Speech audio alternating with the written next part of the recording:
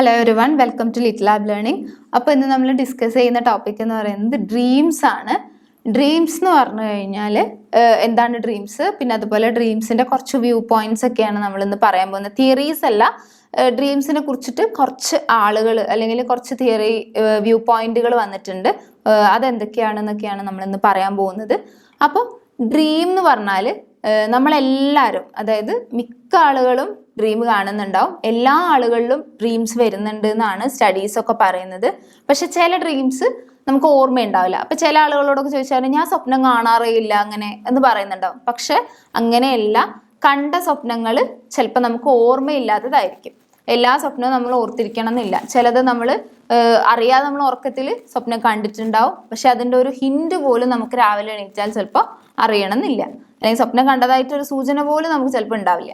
അപ്പം അങ്ങനെയുള്ള വിവിഡ് ആയിട്ടുള്ള ഡിസ്കണക്റ്റഡ് ആയിട്ടുള്ള ഇമേജസ് അല്ലെങ്കിൽ അങ്ങനെയുള്ള കുറച്ച് നമുക്കിങ്ങനെ ഒരു പിക്ചറായിട്ട് ഇങ്ങനെ കാണാൻ പറ്റുന്ന ഒരു സെൻസേഷനെയാണ് ഡ്രീം എന്ന് പറയുന്നത്. അതായത് അതെപ്പോഴും വിവിഡ് ആയിരിക്കും, ഡിസ്കണക്റ്റഡ് ആയിരിക്കും. നമ്മൾ ഉറങ്ങുന്ന സമയത്തായിരിക്കും മിക്ക ഡേ ഡ്രീമിങ് ചെയ്യുന്നവരുണ്ട്, അതല്ല, നമ്മൾ സ്ലീപ്പിൻ്റെ സമയത്തുള്ള ഡ്രീമിനെ കുറിച്ചിട്ടാണ് പറയുന്നത്. അപ്പോൾ നമ്മൾ ഉറങ്ങുന്ന സമയത്തായിരിക്കും ഈ ഡ്രീംസ് കൂടുതലായിട്ട് ഉണ്ടാവുന്നത്. ഇതിന് ഒരു കോഗ്നിറ്റീവ് ഇവൻ്റ് ആയിട്ടാണ് ഡ്രീമിനെ പറയുന്നത്.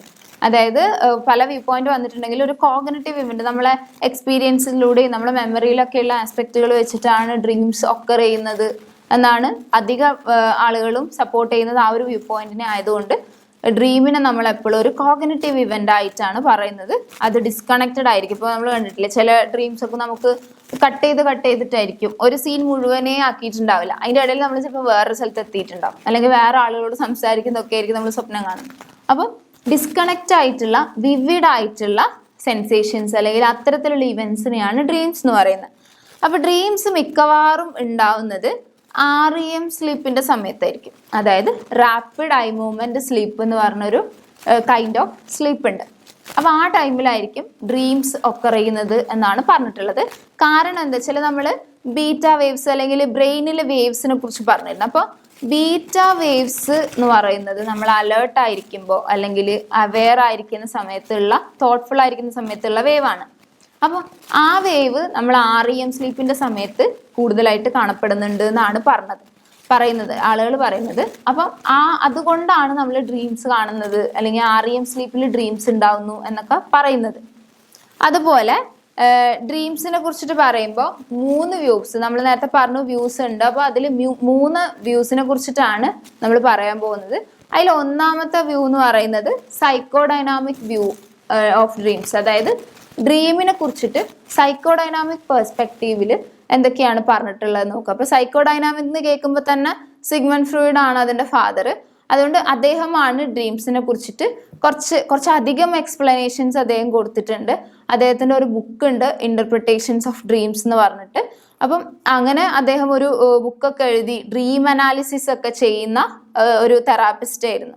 അദ്ദേഹത്തിന് ന്യൂറോളജി പേഷ്യൻസ് ഒരുപാട് വന്നിരുന്ന, ഒരു ഫിസിഷ്യൻ ആയതുകൊണ്ട് തന്നെ. അപ്പോൾ അദ്ദേഹത്തിൻ്റെ പേഷ്യൻസിൽ ഡ്രീം അനാലിസിസ് ചെയ്തിട്ടാണ് ഒരുപാട് കാര്യങ്ങൾ, അല്ലെങ്കിൽ അവരുടെ ചൈൽഡ്ഹുഡ് എക്സ്പീരിയൻസ്, അവരുടെ മോട്ടീവ്സ്, അതേപോലെ അവരുടെ ഇൻറ്റൻഷൻസ്, ഇങ്ങനത്തെ കാര്യങ്ങളൊക്കെ ഇദ്ദേഹം കണ്ടുപിടിച്ചത് എന്നാണ് സിഗ്മണ്ട് ഫ്രോയിഡ് വാദിക്കുന്നത്. ഇന്ന് വരെ ഡ്രീമിനെ എങ്ങനെ ഇൻ്റർപ്രിറ്റ് ചെയ്യണമെന്ന് ഫ്രോയിഡ് ഒരു ബുക്കോ അല്ലെങ്കിൽ അതിന് കൃത്യമായിട്ടുള്ള ഗൈഡ് ലൈൻസോ ഒന്നും തന്നെ കൊണ്ടുവന്നിട്ടില്ല. അപ്പം അതുകൊണ്ട് അത് ഇപ്പോൾ കറൻ്റ്ലി നമുക്ക് സയൻറ്റിഫിക്കലി ഉപയോഗിക്കാൻ പറ്റുമോ എന്ന് ചോദിച്ചാൽ അത്രത്തോളം ഉറപ്പ് നമുക്ക് പറയാൻ പറ്റില്ല. പക്ഷെ ഡ്രീംസിനെ കുറിച്ചിട്ട് കൂടുതലായിട്ടും ഫ്രോയിഡ് എന്ത് ചെയ്തിട്ടുണ്ട്, പഠിച്ചിട്ടുണ്ട്. അപ്പോൾ സിഗ്മണ്ട് ഫ്രോയിഡ് പറയുന്ന മെയിൻ ആയിട്ടുള്ളൊരു കോൺസെപ്റ്റ് എന്ന് പറയുന്നത് അൺകോൺഷ്യസ് ആയിട്ടുള്ള വിഷസ് അല്ലെങ്കിൽ ഇമ്പൾസസ് ആണ് നമ്മൾ സ്വപ്നങ്ങളിലൂടെ കാണുന്നത് എന്നാണ് അദ്ദേഹം പറഞ്ഞിട്ടുള്ളത്. അതായത് നമ്മളുടെ ഡിസയറുകൾ നമുക്ക് പകൽ സമയത്ത് അല്ലെങ്കിൽ ഡേ ടൈമിൽ ഫുൾഫിൽ ചെയ്യാൻ പറ്റാത്ത ഒരുപാട് ആഗ്രഹങ്ങൾ ഒക്കെ ഉണ്ടാവുമല്ലോ, നമുക്കറിയാതെ നമ്മൾ അൺകോൺഷ്യസ് ആയിട്ട് നമ്മുടെ ഉള്ളിൽ കിടക്കുന്ന കുറേ വിഷസ് കാര്യങ്ങളൊക്കെ ഉണ്ടാവും. അപ്പോൾ അങ്ങനത്തെ കാര്യങ്ങളാണ് നമ്മൾ ഡ്രീംസിലൂടെ ഫുൾഫിൽ ചെയ്യുന്നത് എന്നാണ് ഫ്രോയിഡ് പറഞ്ഞിട്ടുള്ളത്. അപ്പോൾ ഇതിൽ ഒരു എക്സാമ്പിൾ പറയുകയാണെങ്കിൽ, ഇപ്പം എനിക്ക് ഏതെങ്കിലും ഒരു മൂവി ആക്ടറെ ഇഷ്ടമാണ് അല്ലെങ്കിൽ ഒരു ആക്ട്രസ്സെ ഇഷ്ടമാണ് എന്നൊക്കെ ഉണ്ടെങ്കിൽ ഞാൻ ചിലപ്പോൾ അവരെ കാണുന്നതായിട്ടും അല്ലെങ്കിൽ അവരുടെ കൂടെ ഡിന്നർ കഴിക്കുന്നതായിട്ടും അല്ലെങ്കിൽ അവരുടെ കൂടെ സിനിമയ്ക്ക് പോകുന്നതായിട്ടും അല്ലെങ്കിൽ ട്രിപ്പ് പോകുന്നതായിട്ടും ഒക്കെ ഞാൻ സ്വപ്നം കാണുമായിരിക്കും. അപ്പോൾ എൻ്റെ ഉള്ളിൽ അൺകോൺഷ്യസ് ആയിട്ട് അയാളോടുള്ള അല്ലെങ്കിൽ ആ ഒരു ആക്ടറോടുള്ള ഇഷ്ടം കൊണ്ട് ഇങ്ങനെ കുറേ ആഗ്രഹങ്ങൾ ഡെവലപ്പ് ചെയ്ത് വന്നിട്ടുണ്ടാവും. അപ്പോൾ അതെനിക്ക് അല്ലാതെ ഫുൾഫിൽ ചെയ്യാൻ ചിലപ്പോൾ പറ്റണമെന്നില്ല. അപ്പം ഞാനത് എന്ത് ചെയ്യും? എൻ്റെ ഡ്രീംസിലൂടെ ഫുൾഫിൽ ചെയ്യും. അപ്പോൾ അങ്ങനെയാണ് ഡ്രീംസിന് സിഗ്മണ്ട് ഫ്രോയിഡ് പറയുന്നത്. ഇദ്ദേഹം പറയുന്നത് വെച്ചാൽ ഇത് ഒരുപാട് പേഷ്യൻസിന് ഈ ഒരു ഡ്രീം അനാലിസിസിലൂടെ അവരുടെ പാസ്റ്റും അവരുടെ കറണ്ട് വിഷസ് ഒക്കെ മനസ്സിലാക്കിയിട്ടുണ്ട് എന്നാണ് ഇദ്ദേഹം പറയുന്നത്.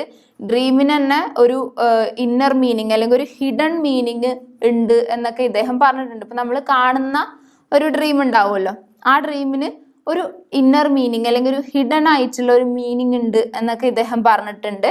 അപ്പം അതൊക്കെ മനസ്സിലാക്കി വെക്കുക ഡ്രീംസിൻ്റെ ഈ സൈക്കോഡൈനാമിക് വ്യൂ പഠിക്കുന്ന സമയത്ത്.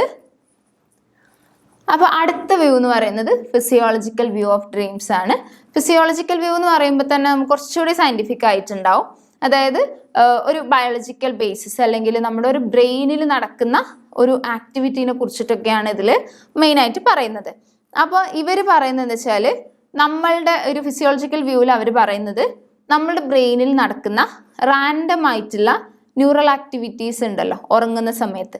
നമ്മൾ സ്ലീപ്പിൻ്റെ സമയത്ത് നമ്മളെ ബ്രെയിൻ റെസ്റ്റിലല്ല, അതൊരുപാട് ആക്ടിവിറ്റികൾ ആ സമയത്ത് ചെയ്യുന്നുണ്ട്. മെമ്മറി കൺസോളിഡേഷൻ, അതേപോലെ നമ്മുടെ ഡാമേജ്ഡ് ആയിപ്പോയ സെൽ റിപ്പയർ, അങ്ങനെയുള്ള ഒരുപാട് ആക്ടിവിറ്റി ബ്രെയിൻ ചെയ്യുന്നുണ്ട്.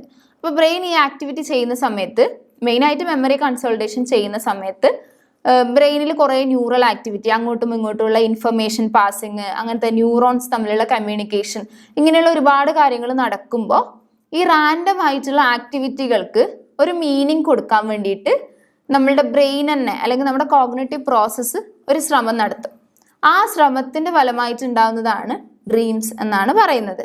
അതായത് subjective experience of random neural activity in the brain. ബ്രെയിനിൽ സംഭവിക്കുന്ന ന്യൂറൽ ആക്ടിവിറ്റീനെ നമ്മൾ സബ്ജക്റ്റീവിൽ ഒരു ഒരു മീനിങ് കണ്ടെത്താൻ ശ്രമിക്കുന്നു എന്നൊക്കെയാണ് ഈ ഫിസിയോളജിക്കൽ വ്യൂവിൽ അവർ പറയുന്നത്. അപ്പോൾ ഇതിലിവർ മെയിനായിട്ട് പറയുന്നത് ഈ ഒരു സമയത്ത് നമ്മൾ ഉറങ്ങുന്ന സമയത്താണെങ്കിൽ പോലും നമ്മളുടെ ബ്രെയിനിൽ നമ്മളെ വിഷ്വൽ സിസ്റ്റവും അതേപോലെ മോട്ടോർ സിസ്റ്റവും ആക്റ്റീവായിരിക്കും. അതായത് അത് അവേക്കായിരിക്കും എന്നാണ് പറയുന്നത്. ഇപ്പം നമ്മൾ കാണുന്ന ഡ്രീംസ് ഒക്കെ എങ്ങനെയാണ്? ഡ്രീംസ് ഒക്കെ നമ്മൾ കാണുകയാണല്ലേ ചെയ്യുക, അത് നമ്മൾ കേൾക്കുകയും ചെയ്യുന്നുണ്ടല്ലോ. അപ്പോൾ ഡ്രീംസിലൊക്കെ നമ്മൾ നടക്കുന്നതായിട്ടും ഓടുന്നതായിട്ടും അല്ലെങ്കിൽ എണീറ്റ് പോകുന്നതായിട്ടും ഒക്കെ നമ്മൾ സ്വപ്നം കാണാറുണ്ടല്ലോ. ഡ്രീംസിൽ നമ്മളെ മൂവ്മെൻറ്റ് സ്വപ്നം കാണാറുണ്ട്. അപ്പോൾ അതിന് ഇൻഫ്ലുവൻസ് ചെയ്യുന്നൊരു ബ്രെയിനിൻ്റെ സിസ്റ്റമാണ് മോട്ടോർ സിസ്റ്റം. അതേപോലെ ബ്രെയിനിൽ ഈ നമ്മൾ ഡ്രീംസ് കാണുന്ന സമയത്ത് നമ്മളിങ്ങനെ പിക്ചേഴ്സ് ആയിട്ട് ഒരു വീഡിയോ കാണുന്ന പോലെ നമുക്ക് എല്ലാം ഇങ്ങനെ കാണാൻ പറ്റും. അപ്പോൾ അതിന് ഹെൽപ്പ് ചെയ്യുന്നത് വിഷ്വൽ സിസ്റ്റം ആയിരിക്കും. അപ്പോൾ നമ്മൾ ഉറങ്ങുന്ന സമയത്ത് വിഷ്വൽ സിസ്റ്റവും മോട്ടോർ സിസ്റ്റവും ഒരു പരിധിവരെ ആക്റ്റീവായിരിക്കും. അപ്പോൾ അതിൽ നിന്ന് ഉണ്ടാവുന്ന ഇൻഫർമേഷൻസിന് അല്ലെങ്കിൽ ന്യൂറൽ ആക്ടിവിറ്റീസിന് മീനിങ് കൊടുക്കുമ്പോഴാണ് ഡ്രീംസ് ഉണ്ടാവുന്നത് എന്നൊക്കെയാണ് ഈ ഫിസിയോളജിക്കൽ വ്യൂവിൽ അവർ പറയുന്നത്. അവർ കുറച്ചുകൂടി ഒരു ന്യൂറൽ ബേസിസ് വെച്ചിട്ടാണ്, ന്യൂറോളജിക്കൽ പെർസ്പെക്റ്റീവിൽ നിന്നുകൊണ്ടാണ് അവർ പറയുന്നത്. ഇപ്പം മോട്ടോർ സിസ്റ്റം നമ്മൾ പറഞ്ഞല്ലോ, മോട്ടോർ സിസ്റ്റം ആക്റ്റീവ് ആയിരിക്കും. ഇപ്പം നമുക്ക് ഉറക്കത്തിൽ സ്വപ്നം കാണുന്ന സമയത്ത് നമ്മളെ ഒരാൾ തട്ടുന്നതായിട്ടും എണീപ്പിച്ച് കൊണ്ടുപോകുന്നതായിരിക്കും, കൈ പിടിക്കുന്നതായിട്ടും ഒക്കെ നമ്മൾ സ്വപ്നം കാണാറില്ലേ. അപ്പോൾ ആ ടച്ചൊക്കെ നമുക്ക് കറക്റ്റ് അറിയാൻ പറ്റും. അപ്പോൾ അതുകൊണ്ട് തന്നെ ഈ ഒരു ഫിസിയോളജിക്കൽ വ്യൂ കുറച്ചുകൂടി അക്സെപ്റ്റബിൾ ആയിട്ടുള്ളൊരു വ്യൂ പോയിന്റ് ആയിട്ട് പറയാറുണ്ട്. ഇനി അടുത്തതെന്ന് പറയുന്നത് cognitive view. Cognitive view propose ചെയ്തത് ആൻഡ്രോബസ് എന്ന് പറഞ്ഞിട്ടുള്ള ഒരാളാണ്. ഇത് കറക്റ്റായിട്ട് ഇതിൻ്റെ പിന്നിൽ കുറേ ആൾക്കാരുണ്ട്, ഇത് ഡെവലപ്പ് ചെയ്ത ആൾക്കാരെന്ന് പറയുന്നതിൽ. പക്ഷെ മെയിനായിട്ട് നമ്മൾ ആൻഡ്രോബസിനെ കുറിച്ചിട്ടാണ് പറയാറുള്ളൂ. ഇതിലെന്ന് പറയുന്നത് നമ്മളുടെ കോഗ്നിറ്റീവ് സിസ്റ്റത്തിനാണ് ഇവിടെ ഇമ്പോർട്ടൻസ് കൂടുതൽ. അതായത് problem solving, decision making, memory, intelligence, personality പോലുള്ള നമ്മളെ കോഗ്നിറ്റീവ് ആസ്പെക്ട്സിനാണ് ഇവിടെ ഇമ്പോർട്ടൻസ് കൂടുതലായിട്ട് കൊടുത്തിട്ടുള്ളത്. അപ്പോൾ ഇതിൽ 2 ഫാക്റ്റുകളെ കുറിച്ചിട്ടാണ് നമ്മൾ ഒരു ഡ്രീമിനെ കുറിച്ച് പറയുമ്പോൾ 2 ഫാക്റ്റുകളെ കുറിച്ചിട്ട് പറയണം എന്നാണ് ഈ വ്യൂ പോയിന്റിൽ ഇവർ പറയുന്നത്. അതിൽ ഒന്നാമത്തെന്ന് പറയുന്നത് നമ്മൾ ഉണർന്നിരിക്കുന്ന സമയത്ത് ആക്റ്റീവായിട്ടുള്ള സെറിബ്രൽ കോർട്ടെക്സിൻ്റെ കുറച്ച് ഭാഗങ്ങൾ, അതായത് നമ്മുടെ ബ്രെയിനിലെ സെറിബ്രൽ കോർട്ടെക്സിൻ്റെ കുറച്ച് ഭാഗങ്ങൾ ഉറങ്ങുന്ന സമയത്ത് REM സ്ലീപ്പിൻ്റെ സമയത്ത് ആക്റ്റീവ് ആയിരിക്കും എന്നാണ് ഈ ഒരു വ്യൂ പോയിന്റിൽ അവർ പറയുന്നത്. ഇത് ഫിസിയോളജിക്കൽ വ്യൂ ആയിട്ട് കണക്റ്റഡ് ആവുന്ന പോലെ തോന്നും, പക്ഷേ സെറിബ്രൽ കോർട്ടെക്സിന്റെ ഫംഗ്ഷൻ എന്ന് പറയുന്നത് നമ്മുടെ കോഗ്നിറ്റീവ് ആക്ടിവിറ്റികളൊക്കെയാണ്. അതുകൊണ്ട് അതും ഇതും തമ്മിൽ മിക്സപ്പ് ചെയ്യണ്ട. അതുപോലെ ഉറങ്ങുന്ന സമയത്ത് നമ്മൾ REM മെയിനായിട്ട് REM സ്ലീപ്പിന്റെ സമയത്ത് നമ്മളുടെ പല മസിൽ മൂവ്മെന്റ്സും സപ്രസ്ഡ് ആയിരിക്കും. ഇപ്പം നമ്മൾ ഉറക്കത്തിൽ സ്വപ്നം കണ്ട് ചില ആളുകളൊക്കെ ചെറിയ മൂവ്മെന്റ്സ് ഒക്കെ ചെയ്യുന്നവരുണ്ട്.